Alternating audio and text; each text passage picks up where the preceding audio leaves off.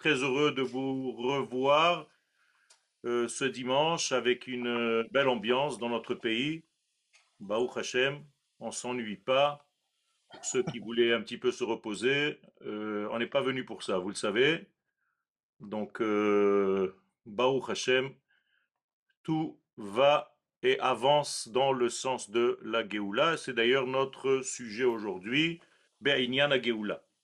Arabe, juste avant que Et vous commenciez dans votre message de cette nuit, vous avez parlé de l'Arthur Rosh Anachash, exactement, Rosh Hashanah, c'est de la couper la tête. tête au serpent. Et si vous pouvez un peu préciser, parce qu'on a eu beaucoup de questions à 2, 3 heures, 4 heures, 5 heures du matin sur ce que c'est ce serpent. Aïe, aïe, aïe, il faut faire attention à ce qu'on raconte aujourd'hui, hein.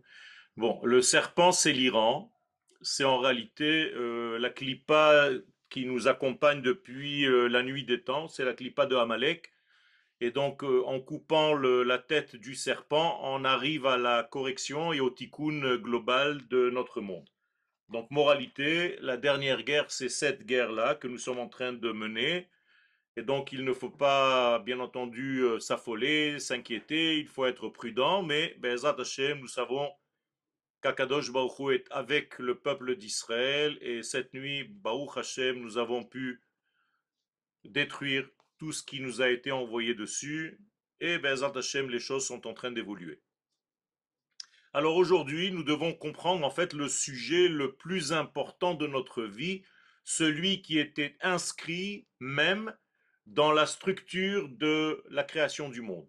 Autrement dit, lorsqu'Akadosh Baruch Hu crée le monde, il met en place une structure dans sa volonté qui est la structure de la Géoula. Qu'est-ce que ça veut dire la Géoula? Alors pour nous, c'est la venue du Mashiach, mais en réalité, c'est beaucoup plus simple que cela. C'est la révélation du Créateur dans sa création. C'est tout. C'est ça la Géoula. Alors ça prend 6000 ans, euh, parce que c'est compliqué à réaliser, mais l'idée en elle-même, elle est très très claire, très simple. C'est de réaliser la volonté du Créateur dans sa création. Vous comprenez bien que la volonté du Créateur, elle était dans le cerveau quelque part du Créateur bien avant la création de facto. Et donc on peut dire par là que ce qu'on dit dans la Kabbalah, Allah Birtsono, il est monté dans sa volonté divine infinie, le fait de révéler en fait sa valeur dans ce monde. Or, les Chachamim nous disent Israël aloube machashava trila.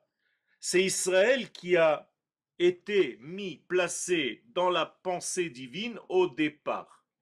Pourquoi? Ben, tout simplement parce que la Géoula, c'est Israël. C'est pas un roi qui va venir de n'importe où, c'est un roi qui représente la nation d'Israël, qui représente la royauté divine.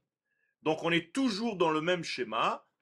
L'idée première du Créateur dans la création du monde, c'est de créer le peuple d'Israël qui, lui, est le messianisme du monde. Comme nous disons dans les versets du vendredi soir à la synagogue, quand vous chantez Al tigru bim shichai, ne touchez pas mes messies, nous sommes les messies d'Akadosh Baruch Hu, nous sommes le Mashiach d'Akadosh Baruch Hu. Mashiach, enraciné en hébreu, Masiach. Masiach, c'est celui qui est capable d'être Ben Sicho Shel Haboré, l'interlocuteur du Créateur. Donc Ben Siach.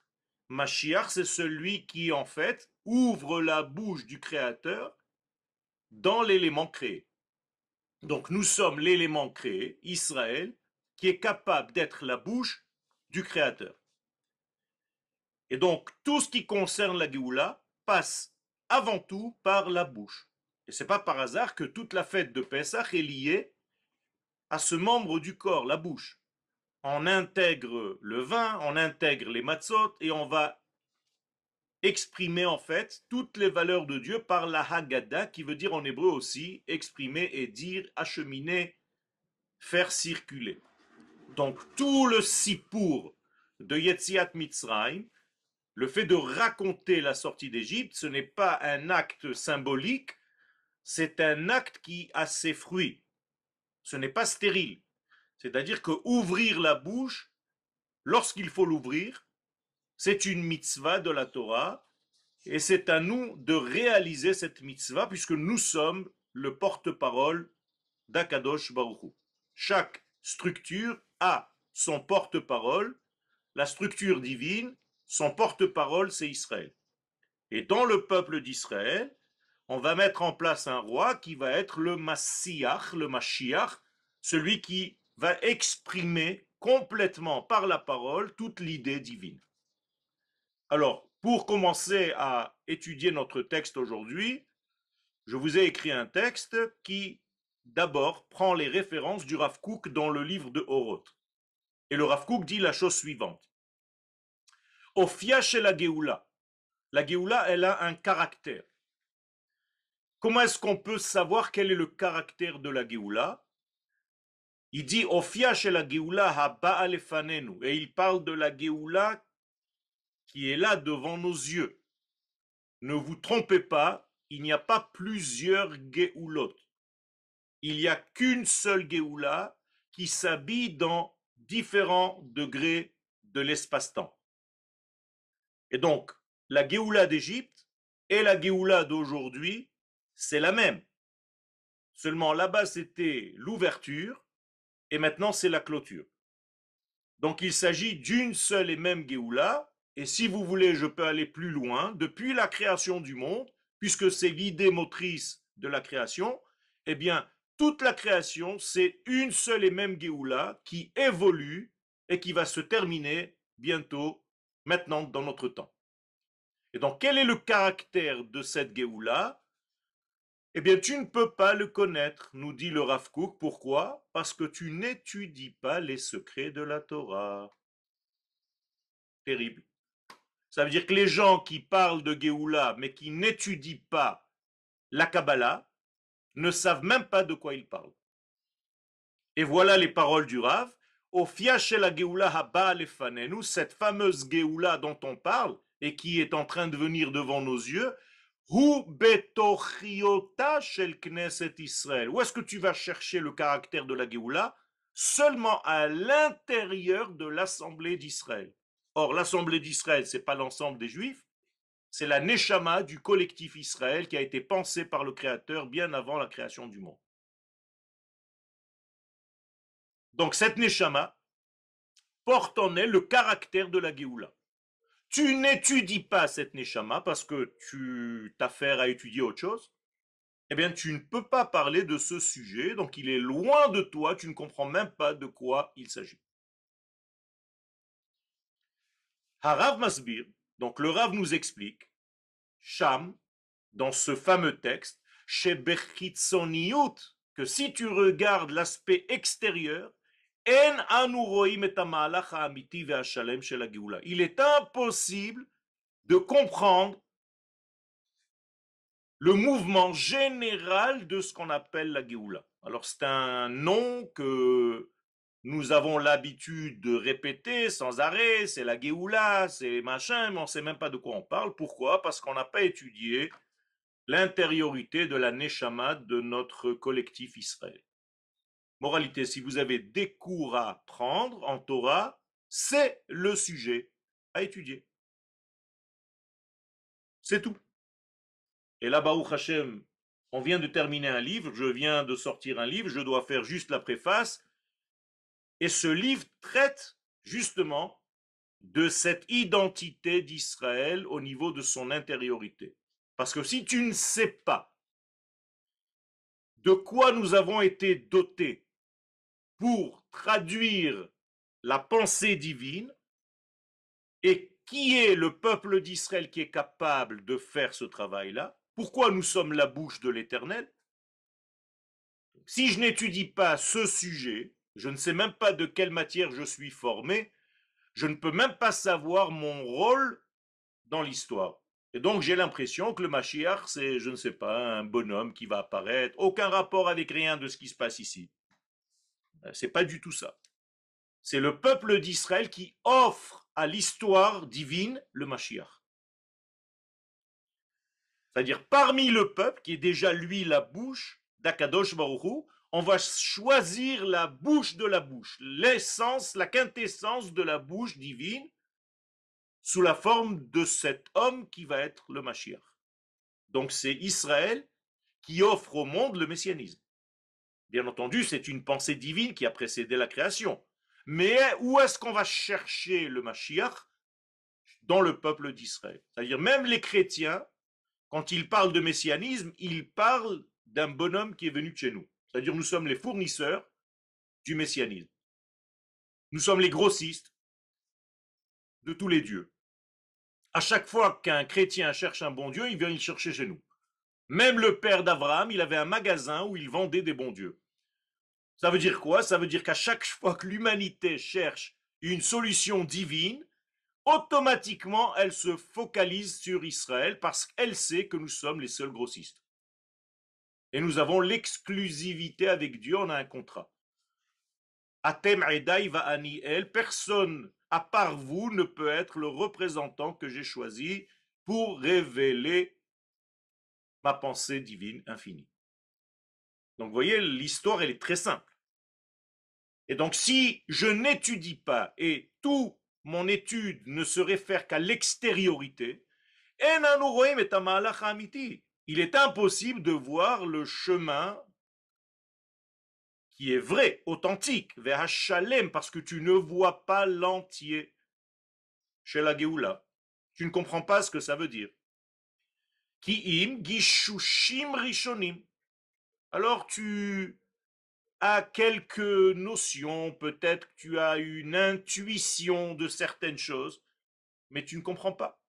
Quelle est la différence entre Gola et Géoula? C'est les mêmes lettres, à part le Aleph. C'est-à-dire que pour comprendre la Géoula, il faut rajouter un Aleph, c'est l'unité divine représentée par Israël, Goy Echad Ba'aretz, car c'est une nation seule, une dans ce monde. Jamais on dira d'une nation du monde qu'elle est une. C'est Israël qui est un, parce qu'il représente le un, l'unité d'en haut. Et où est-ce que Israël représente l'unité d'en haut? Seulement sur sa terre. Goy Echad Ba'aretz. En dehors, tu es un individu, donc tu ne peux pas jouer ce rôle de la Géoula. Tu peux en parler, c'est très sympathique, mais tu n'as rien compris. Et tout à l'heure, nous allons essayer de voir pourquoi,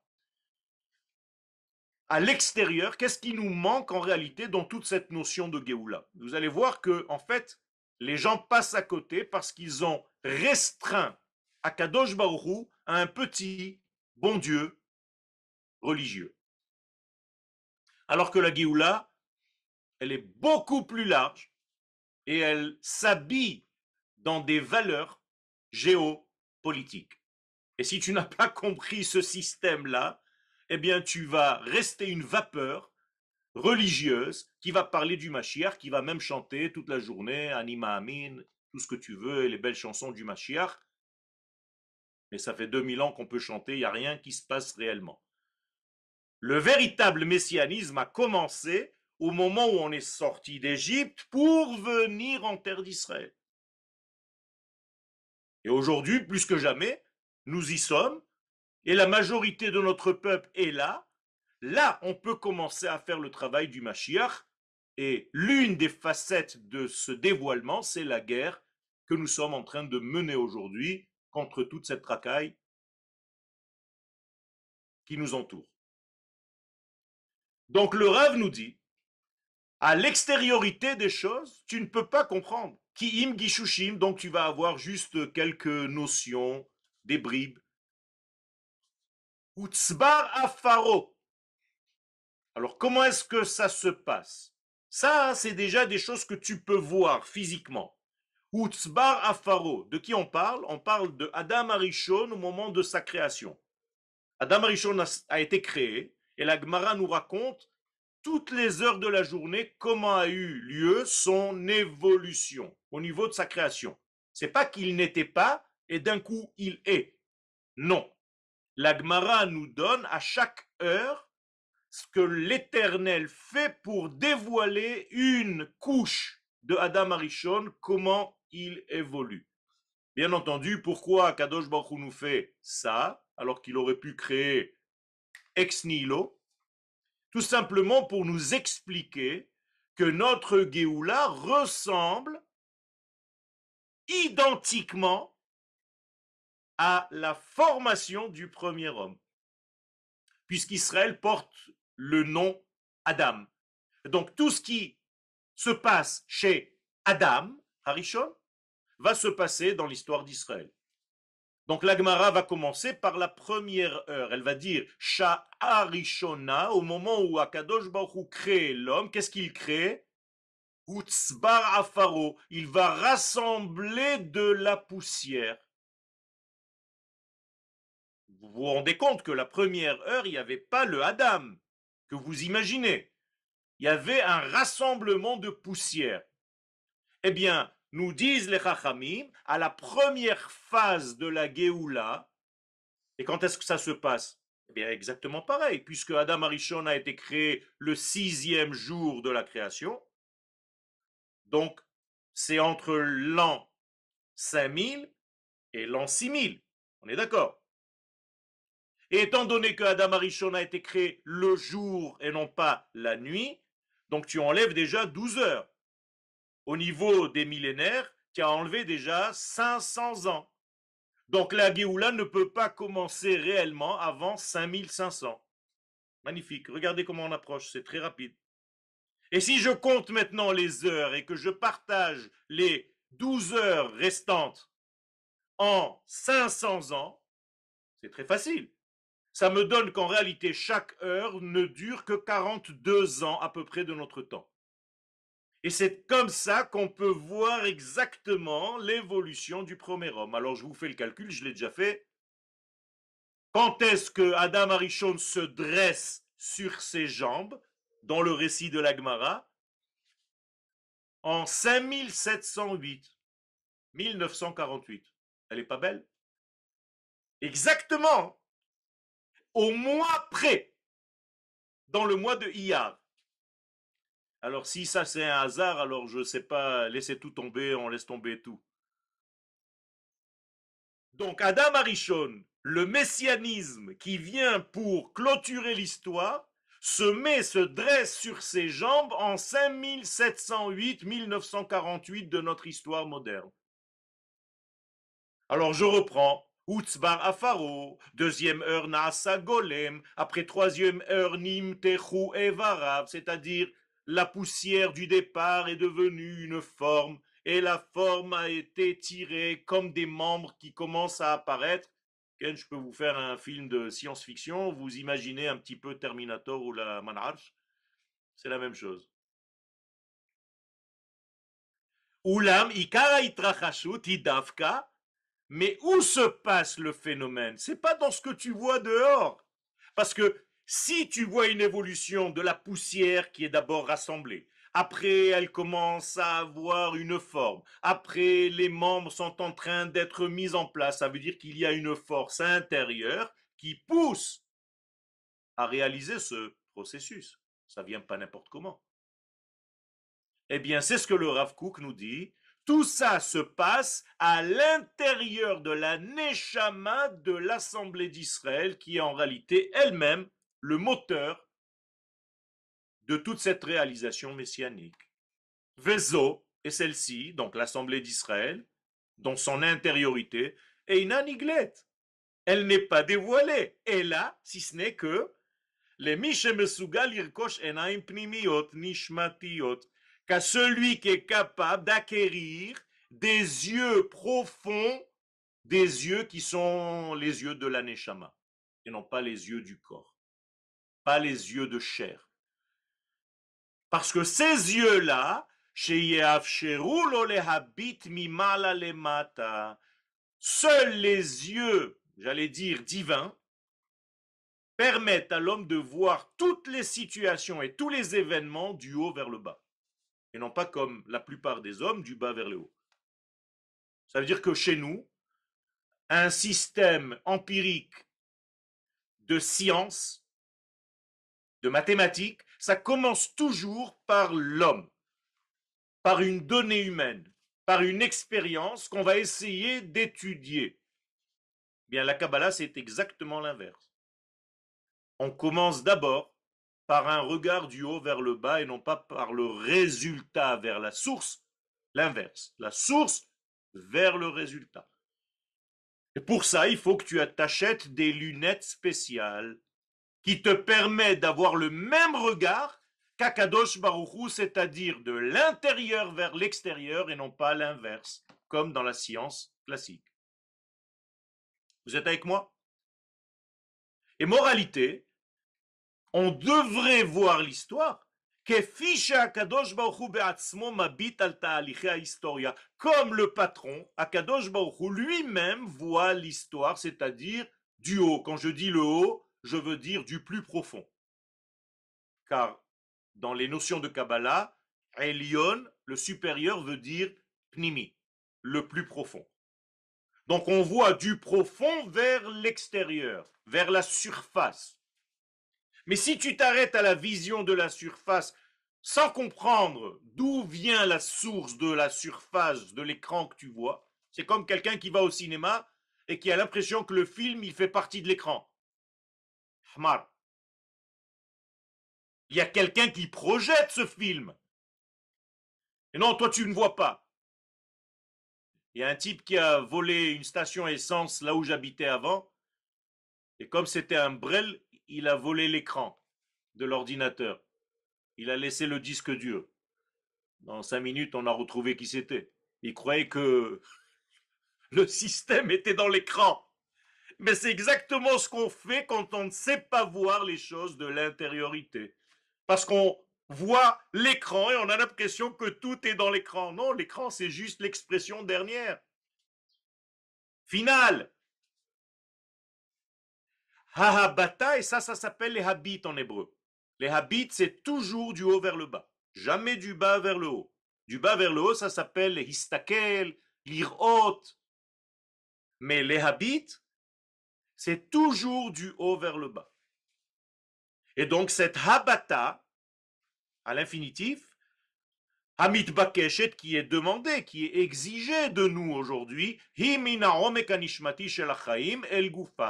ça commence par la profondeur de l'âme vers le corps de la vie, et non pas inversement. C'est-à-dire c'est mon intérieur que j'arrive à comprendre, et là, il y aura des répercussions sur l'extériorité. Ça va s'habiller finalement sur l'écran de ma vie, sur ma peau. Car notre peau, c'est l'écran de notre vie. Donc tu peux regarder quelqu'un dans sa peau et tu peux savoir exactement la hauteur de sa neshama maintenant, au moment où il me parle. Donc c'est une science exacte que le Zohar nous révèle en regardant tout simplement l'écran, comme quand je regarde l'écran de l'ordinateur. Mais il faut savoir que cet écran change vis-à-vis par rapport à tout ce qu'il y a à l'intérieur. C'est-à-dire, si la personne change à l'intérieur, l'écran va apparaître complètement différemment. Harav Masbir Sham, donc on ne peut pas voir les choses au niveau superficiel. Rak be'omeka eruim. Donc seulement à l'intériorité des événements, nitan lirot tmuna shlema. C'est là où tu vois l'image globale. Sinon, tu vas t'arrêter à ce qui se passe maintenant, tout de suite, ici. On nous tire dessus. Mettez des bouteilles, cachez-vous, répliquez. Tout ça, c'est des actes extérieurs qui sont complètement décousus pour ceux qui ne comprennent pas le cheminement global et l'histoire globale du phénomène. Donc on nous demande, et c'est ça le sens de tous nos cours, c'est ça le sens de toutes nos écoles, en toute humilité, Bessiata Dishmaya, avec l'aide d'Akadosh Baruch Hu, sans lequel on ne peut rien faire, mais tous les cours qu'on essaie de donner dans notre association Oroth Vekelim, écoutez bien, c'est Oroth Vekelim. Il y a d'abord la lumière divine, et après il y a les ustensiles. Parce que tout commence à l'initiative de la lumière divine. Alors c'est sûr qu'on attend d'avoir des kélim adéquats pour recevoir cette lumière. Mais ne croyez pas que les kélim ont précédé la lumière. La lumière existe. Or, notre sujet, c'est la Géoula. Donc la Géoula existe. Depuis quand? Ben, depuis toujours. Il y a un seul sujet qui existe dans ce monde réellement, c'est la Géoula. Quand est-ce que tu vas la voir? Ça, c'est ton problème. Le jour où tu auras les ustensiles nécessaires. Mais elle est là. La Géoula ne vient pas. Elle n'arrive pas de n'importe où. C'est une création divine qui existe déjà. Étant donné que nous, le peuple d'Israël, nous sommes les vecteurs de cette Géoula, eh bien, à l'intérieur de nous, dans notre essence la plus essentielle, nous aussi, nous sommes une seule chose, Géoula. D'ailleurs, on s'appelle Géoulé Adonai. Ceux qui ont été formatés Géoula et qui appartiennent au tétragramme. C'est comme ça qu'on nous appelle, Géoulé Adonai. Et puisque nous sommes Géoulé Adonai, que nous appartenons au tétragramme et que à l'intérieur de nous, notre matière, c'est la Géoula, eh bien, la suite du verset, Asher Gealam Miyad Tsar. C'est pour ça que vous pouvez vous en sortir de n'importe quelle situation dans votre vie. C'est-à-dire, tu mets un juif dans une poubelle, il s'en sort. Tu mets Israël au banc de toutes les nations, même s'il est seul, il va s'en sortir. Pourquoi? Parce que dans son essence intérieure, il y a un seul message, une seule émission, Géoula. Yosef Hatzadik, il est au fin fond de ses trous en Égypte, de la prison égyptienne. En quelques semaines, il devient le patron de la prison. Il a ouvert un bureau dans la prison et il reçoit les prisonniers. Chef de la prison, après il monte, il devient le roi d'Égypte de facto, plus que le pharaon même, qu'on ne voit même pas. Et la même chose dans toute l'histoire du peuple d'Israël. Plus tu essayes de l'écraser, plus il va gonfler, il va sortir. C'est terrible, c'est un dessin animé de Tex Avery. Tu as beau tuer le personnage, il se reforme. La porte qui s'ouvre, il devient comme une feuille, aplati contre le mur. Au bout de quelques secondes, il se reforme. C'est pas par hasard que tous ces dessins animés ont été inventés par des juifs. Parce que c'est notre histoire qu'on raconte. Et c'est de là que naît l'expression Am Israël Chai. Ça veut dire Am Israël Chai, le peuple d'Israël est vivant. Parce qu'il vit tout le temps, on ne peut pas arrêter ce phénomène. C'est un phénomène qu'on ne peut pas bloquer parce qu'il est divin, parce que le moteur intérieur, c'est le tétragramme. Donc, Tsarich Lehavin, שהגאולה אינה מציאות חדשה, שלא הייתה עכשיו, ועכשיו ישנה, יש מאין.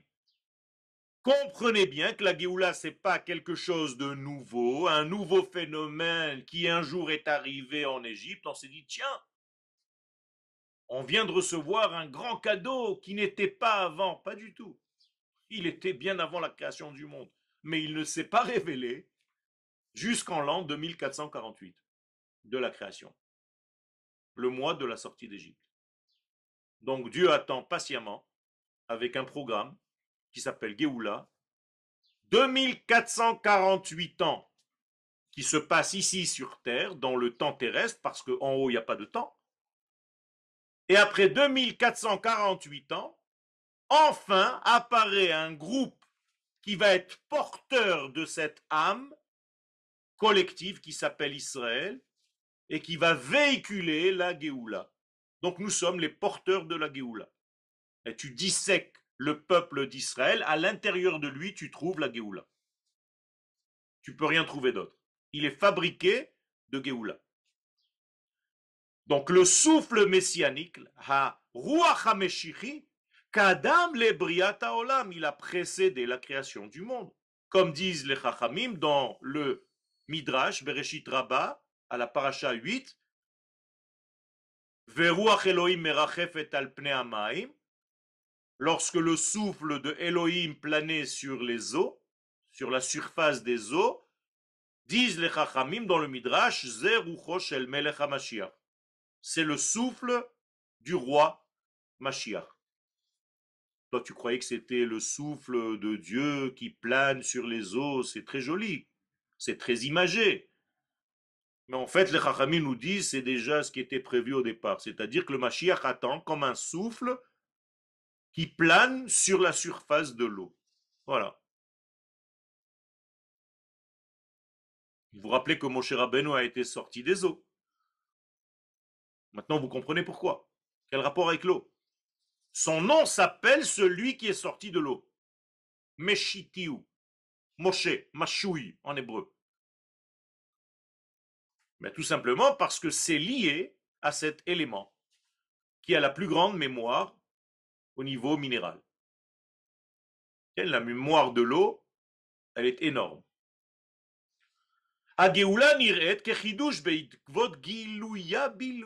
Donc la Géoula en réalité, elle te semble quelque chose de neuf qui n'était pas dans le monde, seulement parce qu'elle apparaît, pas parce qu'elle vient d'être créée. C'est son apparition qui te paraît nouvelle. Mais en réalité, elle était déjà. Bishlav Zeshel Historia, donc à ce stade de l'histoire, Am Israël Megalet Zeuto Ageulit. Le peuple d'Israël n'a qu'une seule chose à faire. Et si ça ne vient pas de par lui-même, ça va venir par des disputes à l'intérieur même du peuple. Des gens vont faire des grèves, il va y avoir une panique, un renversement de tout le système juridique, Kaplan et compagnie. Vous croyez que c'est des événements qui sont comme ça? Tous ces événements qui ont été après clôturés par le 7 octobre, le jour de Simchat Torah, c'est quoi? Qu'est-ce qu'on a gagné de tous ces événements? Eh bien, regardez autour de vous, c'est que le peuple d'Israël aujourd'hui est beaucoup plus proche, d'une manière paradoxale, de son identité qu'il ne l'était avant. Tous les gens mettent les tfilines dans les rues, les gens mettent des talit katan alors que jamais ils en ont porté. Je suis devenu fournisseur de talit katan, j'en ai plein dans mon studio. Grossiste. Vous comprenez que tous ces événements nous ont poussé à quoi? À redécouvrir notre identité. Et encore une fois, quelle est cette identité? La Géoula. Notre identité s'appelle Géoula. À l'intérieur de nous, on s'appelle Géoulé Adonai. Je vous le redis. Vous êtes les Géoulim. D'ailleurs, il y a un quartier à Jérusalem que vous appelez Baka, dont le nom initial c'est Géoulim, qui veut dire ceux qui ont été sauvés déjà par Dieu, ils sont sauvés dans leur nature. Et voilà le libre arbitre, c'est que tu peux utiliser cette puissance qui fait partie de ton essence, ou bien tu peux ne pas l'utiliser. Donc tu peux laisser cette puissance en potentiel. Alors, je vous fais un petit résumé. Nous sommes potentiellement toujours dans la Géoula. À toi d'activer ce potentiel ou de l'étouffer. Et c'est valable dans notre vie de tous les jours. Hein. Attention, je ne suis pas en train de parler seulement de l'histoire du peuple d'Israël. Tu as décidé de monter en terre d'Israël, sache que parce que ça fait partie de ton essence, et bien entendu, vont venir plein de systèmes extérieurs, superficiels, pour te bloquer ce passage qui va te paraître impossible. Donc c'est à toi ou de réaliser, donc d'appuyer sur le bouton, parce que c'est ta nature, tu es déjà Géoula, tu ne peux pas supporter de rester en prison, et ça va devenir de plus en plus étouffant de rester dans cette prison, et tu vas ressentir que tu es complètement à l'inverse de toi-même. Donc tu peux appuyer sur l'activation, ou bien tu laisses tomber. Et cette puissance, elle est toujours en toi, elle ne te lâchera jamais. Hein. Elle va te pousser de l'intérieur, elle va te dire, allez, grandis, grandis, va-t'en, va-t'en, lech lecha, lech lecha. Et bien dans chacun de nous, c'est comme ça. C'est d'ailleurs pour ça qu'on grandit. Pourquoi on faisait 40 cm quand on est sorti du ventre, et maintenant on fait 1,80 m? C'est parce qu'il y a une force intérieure qui nous dit, grandis, pousse. Agéoula est un matzav asgouli hamoulat chez l'Israël. Donc notre normalité, c'est notre ségoula, c'est ce que nous sommes à l'intérieur, c'est-à-dire la matière avec laquelle on a été formaté. Eh bien, c'est notre normalité. Et qu'est-ce que c'est? C'est la Géoula. Donc nous sommes normalement constitués de Géoula. Donc sortir de ce système, c'est devenir anormal. Vous avez compris? Donc à chaque fois qu'on ne vit pas selon cette normalité, on est malade, on est anormal. Donc le peuple d'Israël en dehors de sa terre, c'est une grave maladie. Parce que tu ne vis pas selon ce que tu es. Donc sortir d'Égypte, maintenant vous comprenez ce que ça veut dire. Qu'est-ce que c'est que l'Égypte? L'ensemble, écoutez bien, de toutes les maladies mentales et physiques et psychiques et psychosomatiques existantes dans le monde. Sortir d'Égypte, c'est guérir. Et d'ailleurs, tous les matins, on répète, après avoir mis les tefilines, certains d'entre nous le disent, Kol ha-machala asher samti bemitzrayim lo asim alecha. Ki ani Adonai rofecha. Toutes les maladies que la notion, le concept Égypte contient en lui, ce concept, car l'Égypte c'est la maladie, avec un grand M, même en hébreu, avec un grand mem, kol ha-machala, eh bien maintenant tu sors de ça. Donc sortir d'Égypte, c'est vouloir guérir de tous ces maux. Et de quoi dépend cette guérison, c'est-à-dire la sortie d'Égypte? Eh bien, de ta volonté réelle, de l'homme individuel que tu es, de réaliser ta puissance intérieure qui est divine, qui elle te dit, mais arrête de rester en prison, tu es un malade. Tu vois pas que tu es malade, tu ne vois pas que tu ne vis pas, tu n'as pas commencé ta vie. Combien d'entre vous que je vois dans les shiurim me disent oh là là, si je savais, j'aurais fait mon alia beaucoup plus tôt. Qu'est-ce que j'ai traîné? J'avais l'impression que c'était impossible. Et quand vous la faites, vous vous dites mais quel idiot j'étais. Eh bien, c'est exactement pareil. Comme s'il y avait une colle qui veut te garder, qui a pour message de ne pas te laisser sortir d'Égypte. Et donc tu es dans la glu et tu as l'impression que c'est impossible. Comme si tu avais en fait la mer en face de toi. Je ne vous donne pas cet exemple par hasard, vous comprenez bien. Que quand tu veux, même cette mer, elle s'ouvre. Et c'est ce qui s'est passé à l'ouverture de la mer. Vous croyez qu'elle s'est ouverte comme ça? S'il n'y avait pas la volonté de traverser, même si c'est fermé, je ne sais pas comment, mais j'avance. D'ailleurs, vous êtes tous des fous, hein. Vous êtes des tarés. Votre alia, elle a été faite de cette manière-là. Vous ne savez rien. Vous avez eu un coup de folie, vous avez pris vos affaires, vous êtes venu, après on s'est dit, allez, Dieu est grand, je ne sais pas où je vais, je ne sais même pas ce que je fais. C'est comme ça. Eh bien, ceux qui sont sortis d'Égypte, je vous garantis qu'ils avaient la trouille. D'ailleurs, 80% d'entre eux ne voulaient pas sortir. Eux, ils sont restés normaux. On ne va pas aller avec ces fous, c'est des malades, c'est une secte. Eh bien, reste en Égypte, tu vas mourir tranquillement. Par l'assimilation, tu vas t'éteindre, tu vas mourir dans la plaie des ténèbres, tes enfants vont se marier avec des goïs, et tu vas couper complètement l'histoire du peuple juif que ton père et ta mère y voulaient t'enseigner au départ.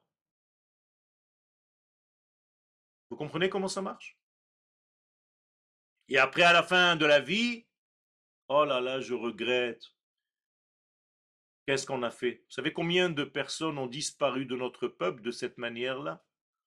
Plus que ceux qui sont morts dans la Shoah. Par une extinction tranquille. Ça, c'est rester en Égypte.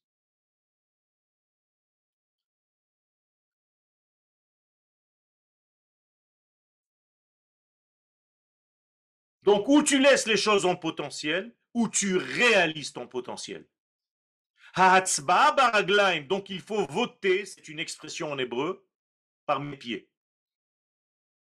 Ne serait-ce que pour aller voter. Et tu peux voter quand tu es en dehors d'Israël, en dehors de ton peuple. Tu n'appartiens même pas à l'histoire de ton peuple, tu te rends compte que le premier ministre que tu mets en place, tu n'as même pas été là pour le choisir. Mais c'est terrible. Ça veut dire que tu n'as même pas été là pour élire le roi Mashiach. Il n'y a que le club de malades qui était en Israël qui l'a élu. Toi, tu n'as pas le droit aux élections.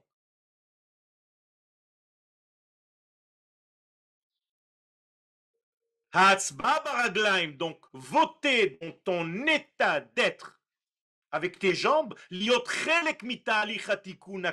parce que tu fais partie de ce processus du tikkun complet. Quand est-ce que ça a commencé dans l'histoire de notre peuple? En réalité, qui a formé, humainement parlant, le groupe qui va être porteur de la neshama existante? Ben, ceux qui ont fait deux choses. Ceux qui ont fait le Korban Pesach, donc qui ont tué le dieu de l'Égypte, qui était le temps, pour le consommer tranquillement, c'est-à-dire moi je domine le temps, c'est pas le temps qui me domine. Et deuxièmement, j'ai fait la Brit Mila, le soir du Seder de Pessah, le premier Seder en Égypte. Tous les hommes, à partir de 8 jours, ont fait la Brit Mila.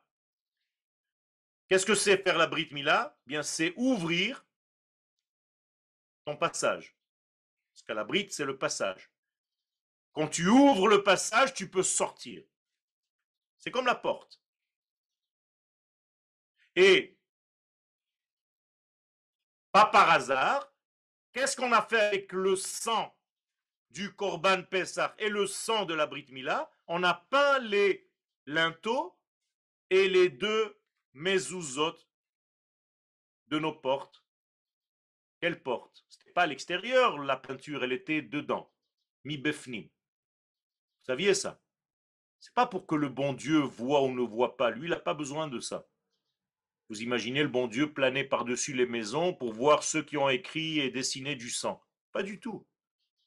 La Torah est explicite. Mi befnim. Petach habayit mi befnim.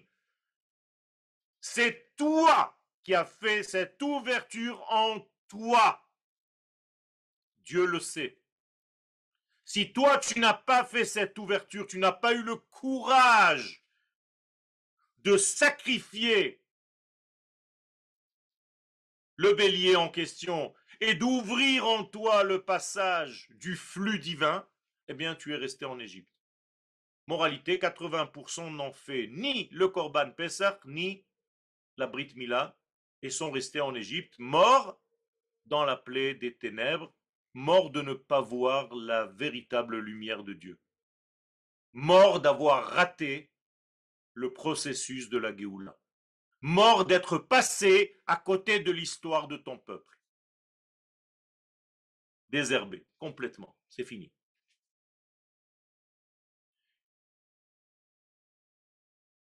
Et donc cette ouverture-là, d'ailleurs vous savez que cette ouverture, ce dessin avec le sang, il avait une forme, c'était une lettre. On a dessiné la lettre He. Car le linteau droit, pas le linteau, la mezouza de droite, le linteau et la mezouza de gauche, on a décidé la lettre He.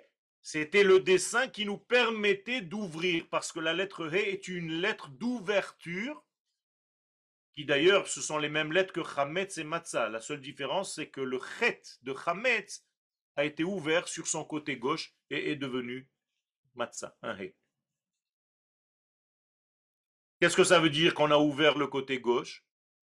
Prenez la lettre Chet, c'est une lettre fermée du Chametz, c'est celle qui te permet de gonfler.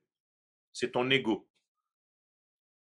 Et quand tu fais une ouverture, dans ce côté gauche de l'ego, du désir de recevoir, tu deviens la lettre He et tu t'es transformé de Chametz en Matzah. Les deux autres lettres sont identiques, le même est le Tzadik, et de Chametz et de Matzah.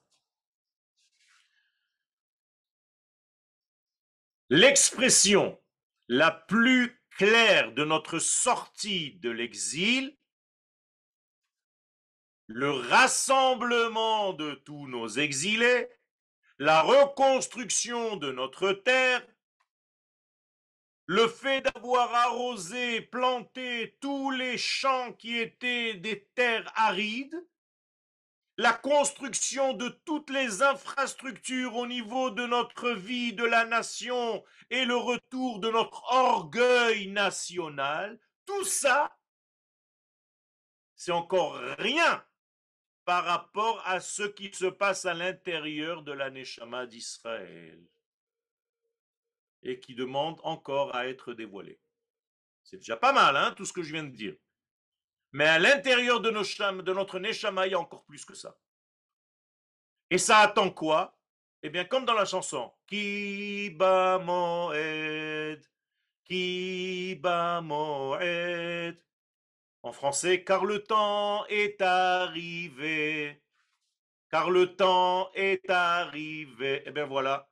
Ou berega shemagia azman, ki ba moed, au moment où ça arrive, ניתנת הרשות לגלות ולהופיע את אורו של המשיח. On a la possibilité, l'opportunité de dévoiler la lumière messianique. Et d'abord, elle se dévoile en moi. Parce que j'exprime le désir réel de sortir. Et cette lumière, elle me vient d'où? Au Ram Shel Israël Amekori, de la lumière du peuple d'Israël, la lumière initiale qui était même dans le cerveau du créateur de ce monde au départ de tout le processus. J'espère que les choses sont claires.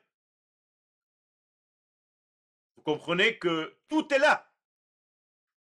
Tout nous attend pour se dévoiler ou ne pas se dévoiler. C'est à toi d'appuyer sur le bouton marche.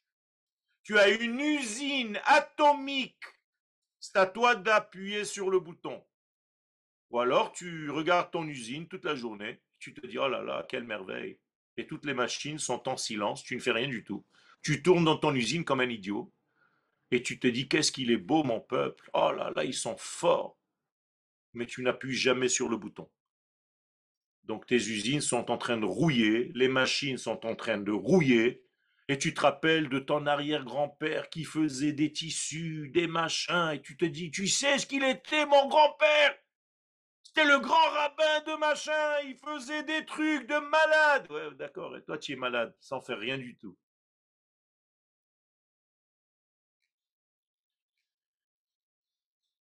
Orze nishar tamun veganuz. Donc cette lumière, elle est tout le temps à l'intérieur de nous. Elle est bien, bien cachée, ça s'appelle Oraganuz. C'est ça le Oraganuz, c'est ça la lumière, elle est à l'intérieur de chacun de nous. Jusqu'au moment de sa sortie. Il y a un moment, il y a une phase dans l'histoire qu'il ne faut pas rater. Je vous rappelle que ceux qui ont raté la sortie d'Égypte ne sont plus sortis, hein, c'était fini. Hein. Le lendemain, tu ne pouvais pas dire attends, excusez-moi, monsieur le rabbin, je peux sortir avec ceux qui sont sortis, monsieur Pharaon. C'est fini, hein. Ils sont partis il y a 3 jours, tu as raté l'histoire. C'est terrible. Hein. Be'enaim nevuyot. Donc si on acquiert cet œil, ce regard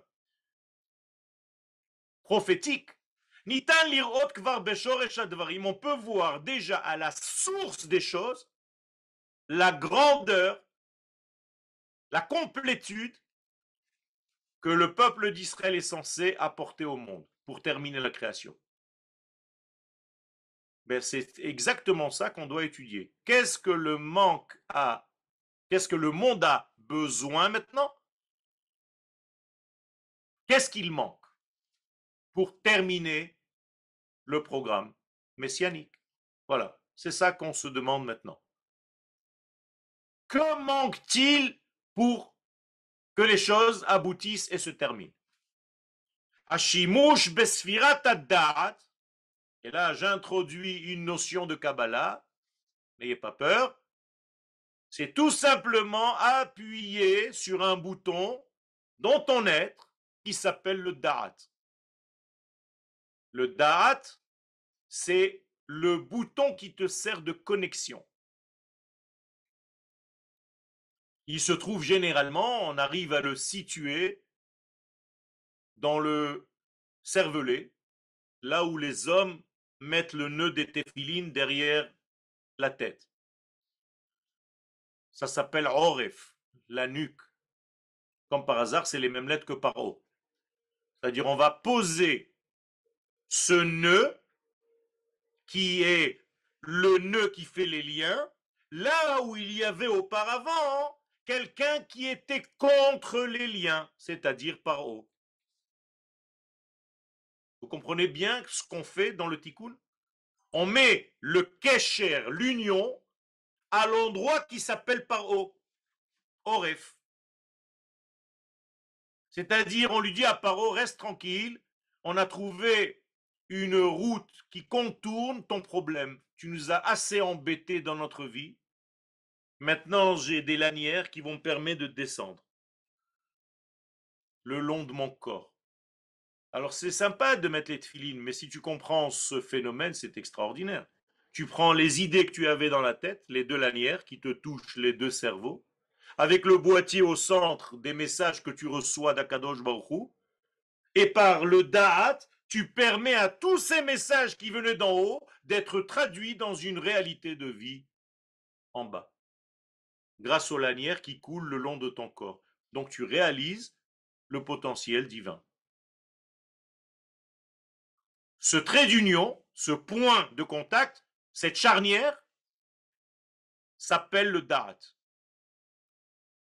Or, le Zohar dit comme par hasard, qui était en exil d'Égypte, Hadat Haya Bagalut.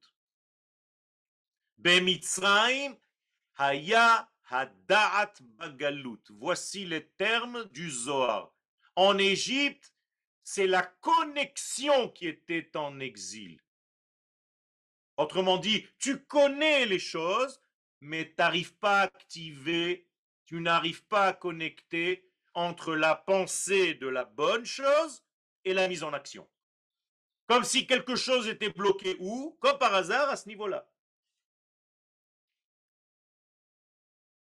Et donc le date, c'est la réalisation de la pensée. Et c'est pour ça que c'est l'une des phases dans la Hamida la plus importante. L'une des plus importantes. Si tu me donnes le date, tu me permets d'avoir le date, eh bien, la pensée, je vais la réaliser en acte, en réalité de vie. Et donc, c'est ce date qui me permet de traduire l'idée potentielle en réalité concrète. Et tout ce que je viens de vous dire maintenant, toute cette puissance-là, c'est le nom de Dieu, le tétragramme que vous avez ici. C'est ça qui nous anime. On est animé par ça, c'est ça notre Géoula. À quel monde appartient ce nom-là? Au monde le plus intérieur, donc le plus élevé, c'est-à-dire Atzilut. Atzilut, c'est le monde où on ne voit même plus la différence entre les idées et leur réalisation. Je vais le dire en d'autres termes, entre les lumières et les ustensiles qui les contiennent. Donc c'est un monde où Oroth Vekelim sont confondus. Eh bien, c'est cette lumière de ce monde-là de Hatzilut, ce nom du tétragramme qui nous permet de sortir d'Égypte. D'ailleurs, on le dit, Anochi Adonai Elohecha asher hotzeticha me'eretz Mitzrayim. C'est grâce à ce nom-là que tu as pu sortir d'Égypte parce qu'il représente l'infini dans ton être fini. C'est ta partie infinie. Et quelle est notre partie infinie? C'est l'Assemblée d'Israël, comme je vous l'ai dit tout à l'heure. Et cette lumière-là est tout le temps présente et elle éclaire tout le temps dans un présent continu. Comme disent les Américains, ongoing. c'est permanent. Betochiuta shel Knesset Israël. Tout ceci se passe à l'intérieur de notre histoire intérieure, de l'âme collective qui s'appelle l'Assemblée d'Israël. Qui, je vous le répète, et je termine le cours avec ça, c'est notre Neshama collective. Mais il faut l'étudier. Question. Arav Yoel, Toda, Rabba, est-ce que vous pouvez arrêter votre partage d'écran, Arav? J'arrête mon partage d'écran. J'invite les élèves qui ont des questions à lever la main. Comment je fais pour arrêter ce partage d'écran? Alors, je vais le faire pour vous, Arav. Fais-le pour moi, l'Aziz. Hop là, arrête. Merci. Voilà. Voilà une première question de Abraham Albert Messin. Attendez, je suis pas sûr d'avoir rallumé les micros. Attendez. Shalom Rabbi Messan. Ça y est. Shalom, Voilà. Kevod Rav, Toda Rav, Merci à vous. pour ces éclaircissements. J'ai un peu une confusion. Dans votre cours de la semaine dernière, Oui.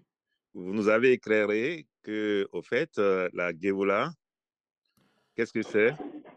C'est le cave qui revient dans le Reshut. Dans le Le Higoul. cave étant la Géoula, le Reshut, c'est le Galus. Là, aujourd'hui, nous voyons que l'esprit, quand on nous dit roi Elohim, mais la répète, Al Penehamaim, Nachon. qu'est-ce que c'est? C'est l'esprit du Mashiach. Et en même temps, là vient ma confusion, dans le mot Merarepet, on dit que la première lettre et la dernière forment le mot Met, la mort. Met Rapar. Voilà, Met et Rapar. Et on voit que l'eau, c'est quoi? L'eau, c'est la vie. Alors, comment on peut comprendre l'esprit, la voix et le kim, Merarepet, Al-Penehamaim? Alors, comment on peut comprendre cette lecture-là, s'il vous plaît? Tout simplement, ne pas prendre le nom de Elohim, mais Ruach Elohim. Donc, qui c'est Ruach Elohim? C'est quel nom? C'est le tétragramme. C'est pas Elohim. Si j'avais dit Ve Elohim Merachef, alors votre question, elle a sa place. Mais là, c'est le souffle de Elohim. C'est quelque chose qui est beaucoup plus élevé que Elohim, qui va permettre à tout ce qui est tombé, qui est mort dans le nom de Elohim, dans la nature, sa résurrection. Donc à partir du Maïm. Exactement. Donc c'est le Ruach de Elohim et non pas seulement Elohim. Question de Madame Zini. Qu'en est-il des femmes qui ne portent pas les téphilines? Comment s'établit la connexion avec Hachem? La connexion chez les femmes, c'est une connexion naturelle. Donc, elles n'ont pas besoin de porter les téphilines. Sinon, c'est comme si elles faisaient 2 fois le même travail. Donc, elles ne s'inquiètent pas. Elles sont reliées directement. Question de Monsieur Galin. Monsieur Galin, allumez votre micro. Mais enfin, merde! Ah bah oui, hein, si c'est comme ça. Mais... et je vous demande d'éteindre vos micros et de les allumer que quand vous posez une question, s'il vous plaît. Ça évite beaucoup de désagréments. On va tout savoir à la fin. Monsieur Galin, Bechavod. כבוד הרב, בוקר טוב ושבוע טוב. J'en profite également pour vous souhaiter une bonne fête de Pessah à vous et à toute votre famille. Amen. La question est la suivante. Est-ce que dans la Kabbalah, le nom de famille est pris en compte, en sachant que tu es cousin d'Hachem? Le nom de famille n'est pas pris en compte, si ce n'est qu'il vient indiquer, j'allais dire, la psychologie de la tribu dans laquelle je suis. D'accord? Mais au départ, c'est le prénom et le prénom de la maman et du papa. Le nom de famille vient m'indiquer de quel système tribal je fais partie et quel était son rôle dans l'histoire. Donc, je peux étudier sur ma famille, je vais trouver des éléments qui correspondent étrangement à ce que je suis aujourd'hui. Monsieur Ben Saïd. Oui, shalom Rav, shalom tout le monde. Bon, j'ai compris au travers de tous ces cours que la Géoula, c'était pas la fin de l'histoire, c'était juste le passage à une autre histoire. Est-ce que les textes nous donnent une idée de la nouvelle aventure qui nous attend? Bien entendu, pour ces textes-là, il faut rentrer essentiellement chez le Leshem. Le Leshem Shevo Ve'achlama, c'est un livre de Kabbalah très secret, c'était la Chavruta du Rav Kook en Kabbalah, ou bien vous rentrez dans le Ramchal, dans le Seder HaGeoula, dans son livre qui correspond à la Géoula, il va vous parler du 7e, 8e, 9e et 10e millénaire. Donc nous avons un programme magnifique, bien chargé. Si vous voulez, je vends les places à 50 shekels, l'entrée. 500 alors. Question de Jonathan. Jonathan. Allô? Ouais. Oui, on m'entend? Oui, oui, on vous entend. Shalom, shalom, on voit bien? On vous Yofi. voit, on vous entend, magnifique. Yofi, Baruch Hashem. Vous êtes très bon. Ah, ma mère m'a dit toujours ça. Alors, Nahon, vous avez dit que j'ai que très récemment, grâce à certains de vos cours, aperçu une idée proche de ce que vous aviez dit sur Purim, comme quoi c'est Yesod des Abba qui descend à ce moment-là de l'année.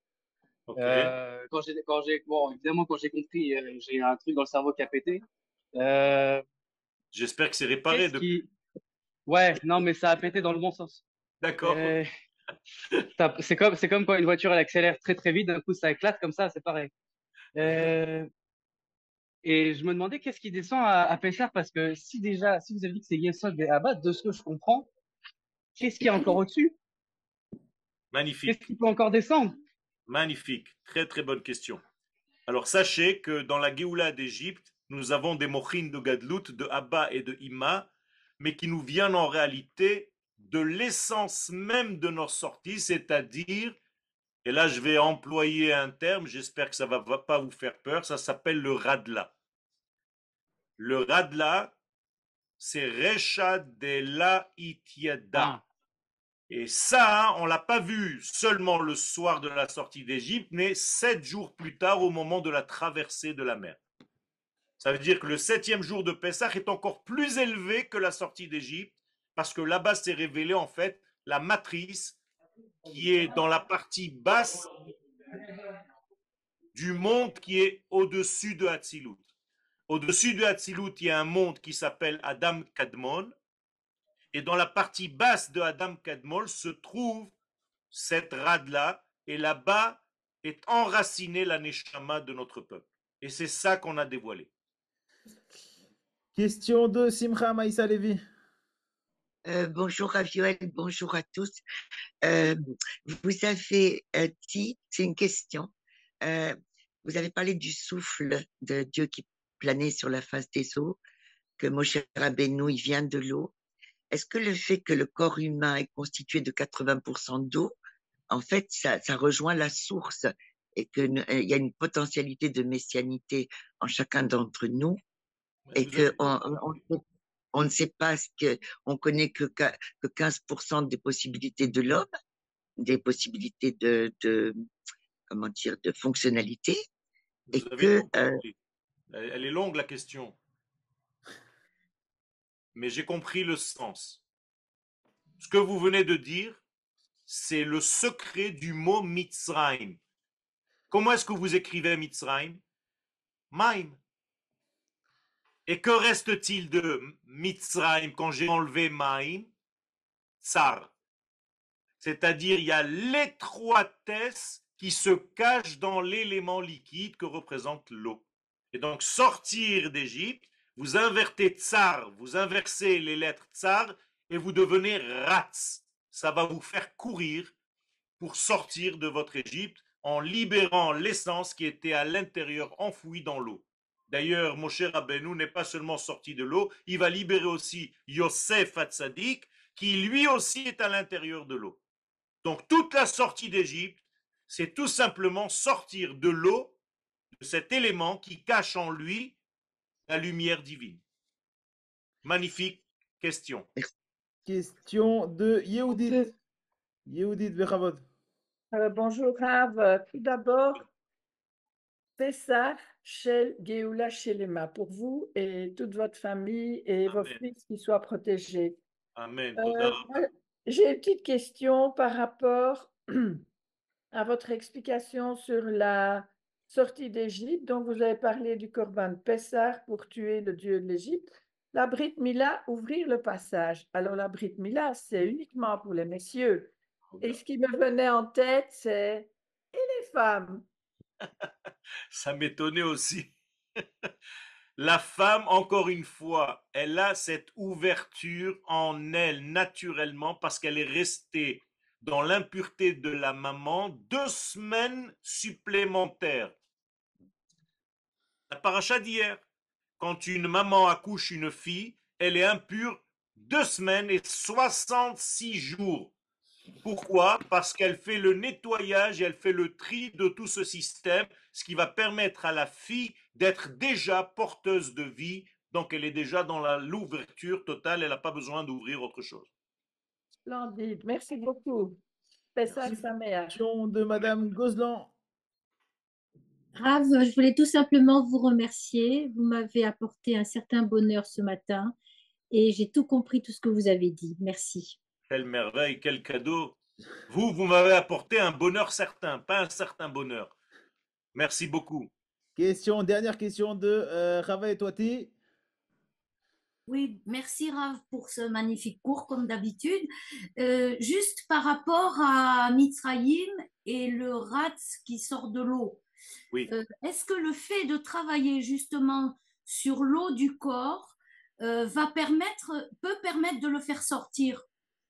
Alors, ce que vous posez comme question, c'est extrêmement important, puisque au niveau de la Kabbalah, l'ouverture des os, c'est pas seulement l'ouverture des os à l'extérieur de nous, de la mer qui était en face de nous, mais sous l'ouverture, j'allais dire, du H2O, c'est-à-dire de la molécule de l'eau qui se trouve à l'intérieur des 80% qui nous constituent. Donc vous avez 2 molécules d'hydrogène, une molécule d'oxygène, H2 et le O. Ce qui vous donne le nom de Maïm. Comment est-ce que vous écrivez Maïm? 2 lettres même, donc 2 hydrogènes, même, et un Yud au milieu qui est l'oxygène. Et donc quand vous sortez d'Égypte, c'est à l'intérieur de vous que vous ouvrez toute cette molécule H2O pour libérer le Goël et la Géoula qui est à l'intérieur. Amen. Question de Jonas Detoun. Une question. J'ai une question. Attendez, il y a Jonas Detoun. Oui. Jonas Detoun qui a une question. Oui, bonjour Rav. J'espère que vous m'entendez bien. Je m'excuse. Je vous entends très bien. Alors, tout d'abord, un immense merci pour vos cours que je suis et que je délecte. Chaque mot, pour moi, c'est un bonheur. Merci beaucoup. Vous êtes très gentil. Merci. Et alors, si je peux me permettre, voilà, très peu après le 7 octobre, vous avez dit dans une de vos cours ou conférences. Qu'est-ce que j'ai dit encore? Que peu après, après Pessah, il devrait se passer quelque chose de très, très, très important au niveau de la Géoula, au vu de cette horreur du 7 octobre, au vu de cette horreur, après Pessah, ce Pessah que nous allons vivre, Bezrat Hashem, il devrait se passer quelque chose de très, très, comment dire, significatif au niveau de la Géoula, au niveau de ce messianisme, etc. Est-ce que ces propos sont, je ne sais pas, qu'est-ce que vous dites de ça? Moi, j'attends ce Pessah, je me suis dit que… De toute façon, vous voyez que les choses se passent devant vos yeux aujourd'hui. C'est même pas la peine d'attendre Pessah. Vous voyez que tout s'active, que tout s'accélère, qu'il y a un processus qui nous met face à nous juste avant la sortie d'Égypte. Donc, c'est déjà extrêmement important. Et que le peuple d'Israël est enfin uni pour savoir qui est notre ennemi extérieur, pour qu'on arrête de nous battre à l'intérieur de nous-mêmes. Donc c'est déjà une couche extrêmement importante dans notre processus de Géoula.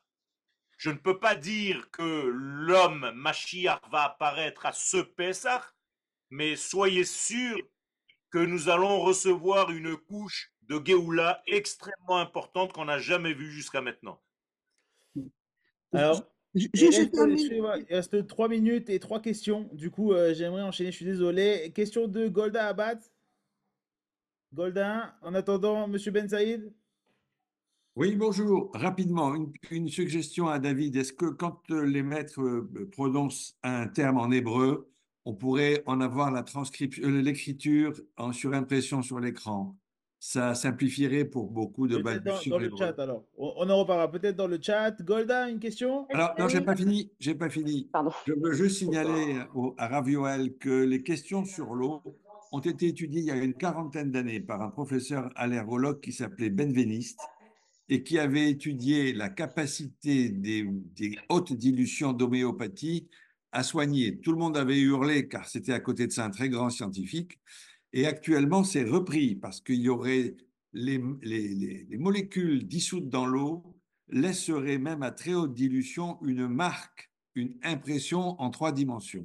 Tout à Qui fait, serait parce que c'est peut-être la plus grande des responsable. mémoires. La plus grande des mémoires. La plus grande des mémoires, et remarquez les lettres du mot maïm en hébreu, c'est dans un sens et dans un autre. Vous pouvez écrire maïm aller-retour, à l'envers et à l'endroit. Merci. Question de Donc, Golda.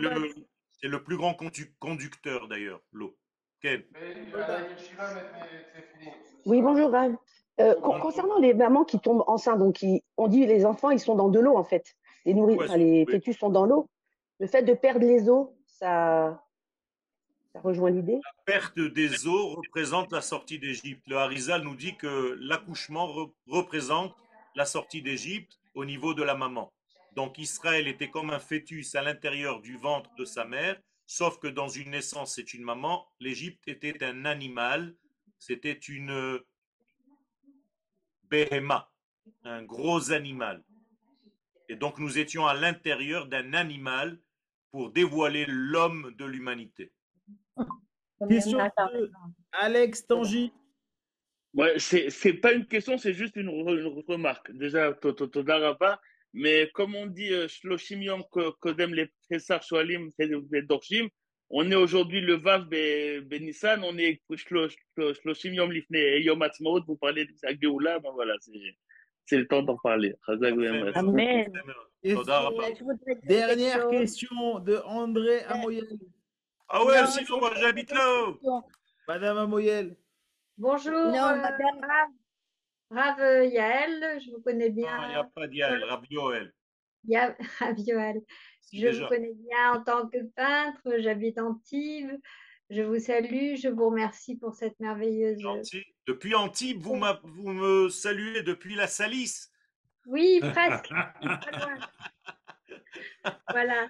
Mais ma question, c'est quand on est justement à écouter vos conférences, autant que je peux le faire, j'ai toujours l'impression que quand on est en galoute, bon, ben, on est exilé évidemment, mais est-ce que si l'on fait constamment un cheminement justement intérieur,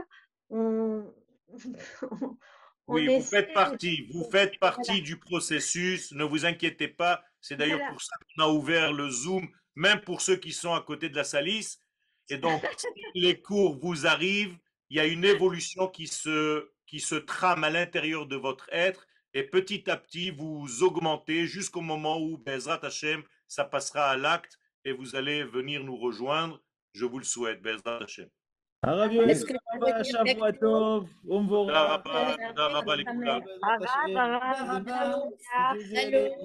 est midi. Il faut libérer le Rav.